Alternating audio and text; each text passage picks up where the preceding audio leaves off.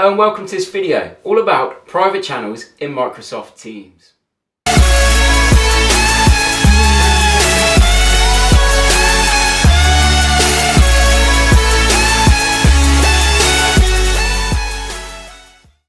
So with this release of private channels in Microsoft Teams, there's a lot of discussions happening about who can create private channels, what happens when a private channel is created, and what's the process of private channels and what does it mean for us as users of Teams. So in this video we're going to go through all those different steps, go through different scenarios, and we're going to take a real look at what happens when a private team is created. So why don't you come on down and have a look at what we're going to do on here. To create a private channel, I would go into my normal way of adding a channel in my team. I would give my channel a title.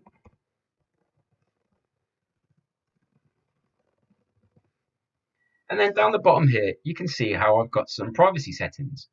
So what I'm able to do is change this from my standard channel type to a private channel type. And you can notice when I do this, it's saying it's accessible to only a specific group of people within the team. If I hit the next button, I'm then able to add members to my private channel. So if I want to add someone to my private channel, I can add them in here, and then they are now a member of my private channel. If I want to, I can add them as a co-owner of a private channel, which means they are then able to add more members to this private channel for me. If I hit the done button, you can see here I've got my project private channel, and then it has a little padlock on that channel itself. This indicates that this channel is a private channel. You might not want everyone in your team to be able to create private channels. So what we can do, we can go into our manage team, and then from within the settings of our teams and membership permissions, we can make a change to allow members to create private channels. So we can turn this on or we can turn it off. Just to note, by default, this is turned on within our team settings. So it allows members of that team to create private channels. Something else to note here when allowing members to create private channels is the fact that you could allow your members of your team to create a private channel. When a private channel is created, the person that creates that channel becomes the owner of the channel. This is different from an owner of the team. So as an overall owner of your team, so my owners of my design team here, they can't see any private channels that are created by members unless the owners of my design team are invited into that private channel. If you are a member of a private channel, then the private channel will show up in your list. But if you are not a member of the private channel, then you will not see that channel within the list of channels for that team. So we have Susanna here. If I was to remove Susanna from my private channel, she is now gone. If I flicked over to Susanna's login, I can see now that Susanna does not have access to that channel at all. It does not show up within her list of channels within the team. Within education though, if I was to go into my manage team and go into my settings, I can see that by default, it doesn't allow students to create private channels.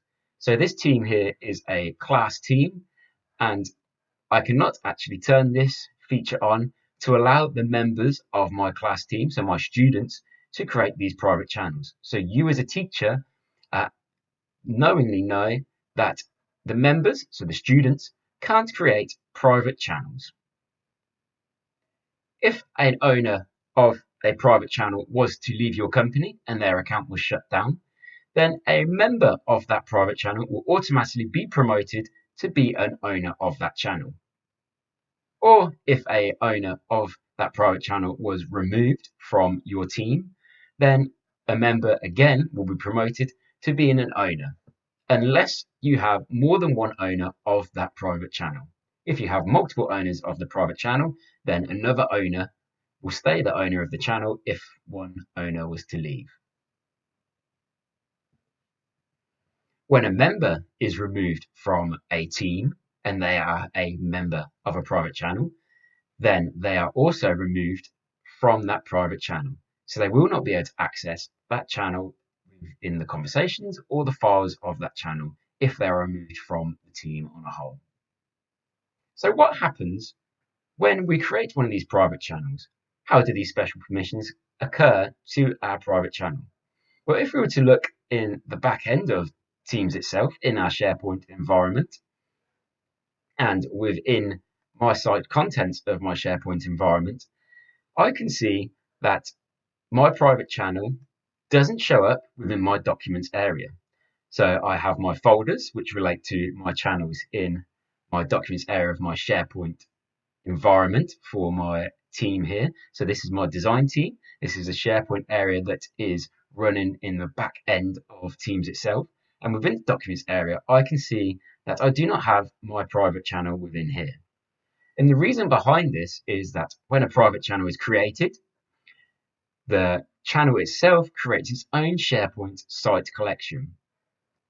So you can see here that in my address for my design team, it is linked to my shared documents, which shows up the channels within my team. If I was to switch over to my private channel and have a look at the SharePoint that is linked to my private channel, you will notice in the address bar, it has a different address. So for my team, it is called design team-pd. For this private channel, it has created a new SharePoint site collection with my design team-pd, but then hyphen project private channel, so the name of my channel. And we can see within here, my documents do not link in with any other channels within here. All I see is the folder that relates to my private channel. So when one of these private channels is created, it's creating a whole new SharePoint site collection relating to that private channel.